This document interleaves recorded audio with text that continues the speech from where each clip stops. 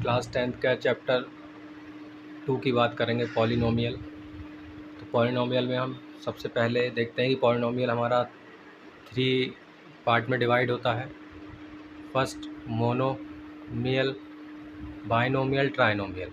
Monomial जैसे word में ही monomial लिखा हुआ है, तो उसमें एक टर्म आएगा आपका, कोई भी हो सकता है, वो आपका कांस्टेंट टर्म भी हो सकता है, एक एक्स का टर्म भी हो सकता है, एक्स स्क्वायर का टर्म हो सकता है, एक्स क्यूब, मतलब कोई भी सिंगल टर्म आपका आएगा तो मोनोमियल। बाइनोमियल, बाय का मतलब आपका मैथमेटिक्स में 2 होता है, इसका मतलब आपके 2 टर्म आएंगे, नंबर ऑफ टर्म 2 होंगे आपके। वो आपके कोई भी 2 टर्म हो सकते हैं, जैसे आप एग्जांपल में देख रहे हैं 2x + 3x, 7x स्क्वायर + 3। कोई भी आपका कांस्टेंट टर्म के साथ भी, बिना कांस्टेंट टर्म के साथ भी, या दोनों टर्म x के भी हो सकते हैं, लेकिन 2 टर्म होंगे आपके। ट्राइनोमियल में आपके 3 टर्म होंगे, x + 1 + x³ कोई भी हो सकते हैं। जैसे थर्ड आपका एग्जांपल देख रहे हो आप, 3x² + 5 + x, x की कोई भी पावर हो सकती है, कितनी भी पावर हो सकती है। तो ये आपके पॉलिनोमियल या जो आपके अलजेब्रिक एक्सप्रेशन है 3 टाइप के एक तरह से हो गए। और फिर इस जो पॉलिनोमियल होता है ये, इसका डिग्री देखते हैं हम।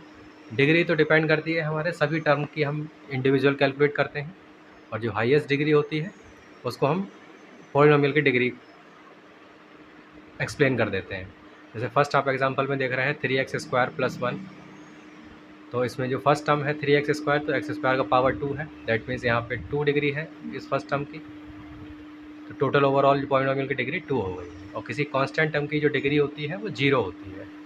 वैसे आप नेक्स्ट देख रहे हैं 3x² y, इसमें आप x² की 2 पावर है और y की 1 पावर है। जब ये मल्टीप्लिकेशन में होते हैं तो इन दोनों की पावर को ऐड करके लिखते हैं। तो 5x² y एक सिंगल टर्म है, तो इसका जो डिग्री है वो 3 है, अभी 7 का 0 है, और 3xy का डिग्री 2 है। तो टोटल अगर इस का डिग्री हम देखें तो 3 डिग्री हो रही है। तो इस पॉलिनोमियल की जो डिग्री है आपकी 3 है, सेकेंड एग्जाम्पल की आपकी डिग्री 3। नेक्स्ट टॉपिक देखेंगे हम, अगर हमारे पास फ्रैक्शन की फॉर्म में कोई भी एक्सप्रेशन लिखा हुआ है x की टर्म में, तो ये आपका पॉलिनोमियल नहीं होगा। अगर स्क्वायर रूट या क्यूब रूट में भी है तो आपका वो पॉलिनोमियल की कैटेगरी में नहीं आएगा। जैसा कि आप फर्स्ट में देख पा रहे हैं, जितने भी एग्जांपल्स लिखे हुए हैं ये पॉलिनोमियल नहीं होंगे। अलजेब्रिक एक्सप्रेशन हो सकते हैं, लेकिन ये पॉलिनोमियल नहीं होंगे। अब ऐसे सेकंड आप देखते हैं, अगर x का मैक्सिमम पावर 1 है तो ये लीनियर पॉलिनोमियल की कैटेगरी में आएगा। ये लीनियर पॉलिनोमियल है, आपका x का जो पावर है या x की जो डिग्री है वो 1 होगा, तो लीनियर में आएगा। ऐसे नेक्स्ट टॉपिक है, नेक्स्ट पॉइंट है आपका, अगर x का पावर मैक्सिमम जो पावर है x का अगर 2 है तो आपका क्वाड्रेटिक पॉलिनोमियल में आएगा। आपके टर्म्स 1 2 3 कुछ भी हो सकते हैं, सिंगल अगर आपका x² भी है तो आपका क्वाड्रेटिक है। ऐसा ही सेम नेक्स्ट है, 3 पावर है इसमें, तो मतलब ये क्यूबिक पॉलिनोमियल है। इतने आप 2 एग्जांपल देख रहे हैं, ये क्यूबिक पॉलिनोमियल की कैटेगरी में है। तो इस टाइप से ये आपके पॉलिनोमियल है जो आपके स्टैंडर्ड के। अब जो हम जीरोस देख रहे हैं, जीरो का मतलब होता है कि आपके पास सॉल्यूशन, उस इक्वेशन का सॉल्यूशन क्या होगा, वही आपका जीरो भी होता है, रूट्स भी होते हैं। तो अब जैसा कि हम यहाँ एग्जांपल्स में देख रहे हैं, ये सब हमारे लीनियर पॉलिनोमियल है। अभी हम पहले लीनियर पॉलिनोमियल की बात करेंगे। जैसे फर्स्ट है हमारा एक एक्सप्रेशन है जो कि ये x के टर्म में है, x + 3, तो ये हमारा लीनियर इक्वेशन है क्योंकि x की पावर 1 है। तो हम यहाँ देखेंगे कि जैसे हम यहाँ पे देख पा रहे हैं कि x की जो है एक ही वैल्यू के लिए ही सेटिस्फाइड करेगा। आपके x की एक ही वैल्यू होगा। हम जीरोस को दूसरे टर्म में ये भी कह सकते हैं कि वो हमें x एक्सिस पे कितने बार उस पर्टिकुलर कितनी बार कट करेगा, तो वही हमारा जीरो हो जाएगा। अगर जैसे हम यहाँ देखते हैं x की वैल्यू अगर हम जीरो पुट करते हैं, x की वैल्यू जीरो पुट करने के बाद हम देखेंगे तो y का मैक्सिमम वैल्यू कितना आ जाएगा, 3।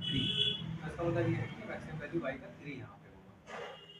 अगर हम y को जीरो पुट करते हैं, y को जीरो पुट किया तो हमने देखा कि x की वैल्यू 3 आ रही है, तो x की वैल्यू जो -3 है, तो इस पर्टिकुलर के लिए ये आपका जीरो हो जाएगा, इसको हम जीरो बोलेंगे।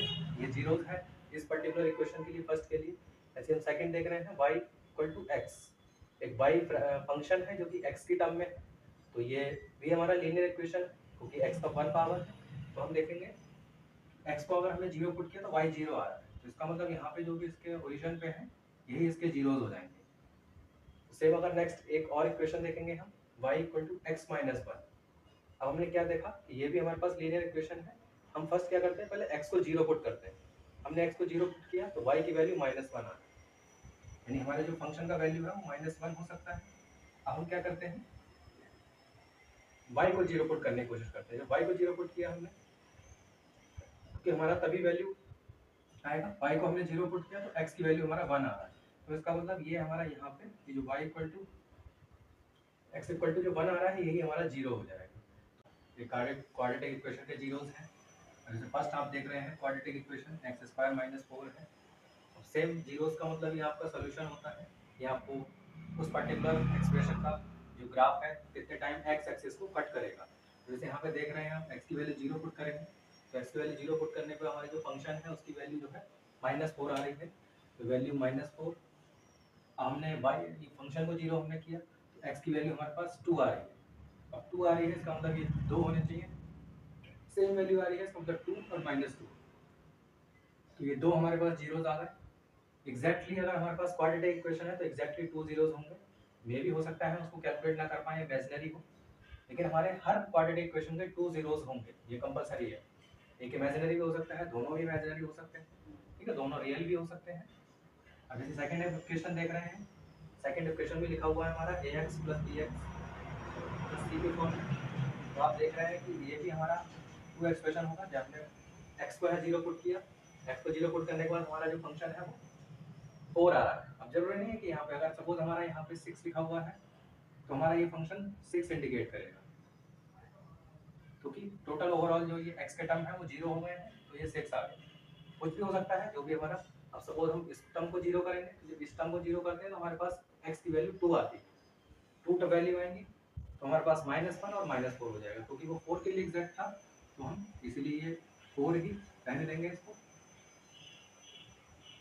तो हमारे पास दो जीरोस मिले इस इक्वेशन के लिए, एक यहाँ पर और एक यहाँ। यहाँ पे हमारे पास जो जीरोस होंगे यानी x की जो वैल्यू होगी -1 और 4, ये दो वैल्यू के लिए सेटिस्फाइड होगा। और ये हम नेक्स्ट एक कॉमन देखते हैं कि हमारे पास कोई भी पॉलिनोमियल हो सकता है क्वाड्रेटिक, तो उसको इस टर्म में लिखेंगे ax² + bx + c। ये हमारा x² का टर्म, ये x का टर्म है, ये कांस्टेंट टर्म, जैसे कि आप इस वाले इक्वेशन में देख रहे थे। अब देखेंगे तो इस टाइप के ग्राफ्स हमारे हो सकते हैं, जैसे हम फर्स्ट इस ग्राफ को इंडिकेट करते हैं, तो इस ग्राफ का मतलब ये है कि हमारे पास जो जीरोस हैं इस पर्टिकुलर की वो एग्जैक्टली 1 है। हम 1 ही कैलकुलेट कर पा रहे हैं कि हमारे पास x पे एक ही टाइम कट कर रहा है ये, तो हमने हो सकता है एक ही बार इसको सॉल्व कर पाए। अब ये पर्टिकुलर हमारा, और उसके बाद एक चीज और देखेंगे, हमारे पास जो फंक्शन की जो वैल्यू है वो नेगेटिव आएगी, क्योंकि नेगेटिव y को आपका कट कर रहा है। अब सेकंड में आप देखेंगे तो ये हमारा यहाँ पे भी x को 1 टाइम कट कर रहा है, तो एक रियल रूट है हमारा इसमें, और हमारा जो फंक्शन का जो वैल्यू है वो पॉजिटिव है, क्योंकि ये पॉजिटिव y को कट कर रहा है। अब ऐसे हम थर्ड ग्राफ में देखेंगे। अब थर्ड ग्राफ में आप देख रहे हैं कि ये ना तो x एक्स को कट कर रहा है ना y एक्सिस को कट कर रहा है, इसका मतलब ये फंक्शन जो है वो इमेजिनरी है, इसका कोई भी रूट नहीं होगा। मे भी हो सकता है क्वाड्रेटिक हो, क्योंकि ये कर्व फॉर्म में है। यहाँ पे फंक्शन की तो वैल्यू है, लेकिन हम कोई भी x की रियल वैल्यू के लिए सेटिस्फाइड नहीं करता है, x की कोई भी रियल वैल्यू यहाँ पे नहीं होगी। तो इन दो ग्राफ में आप जैसा कि देख पा रहे हैं लास्ट में, लास्ट के जो दो ग्राफ हैं उसमें आपकी कोई भी x की रियल वैल्यू नहीं है जो कि आप कैलकुलेट कर पाए। तो इस टाइप से आपने देखा जो पॉलिनोमियल के जीरोस हैं किस तरह कैलकुलेट होते हैं।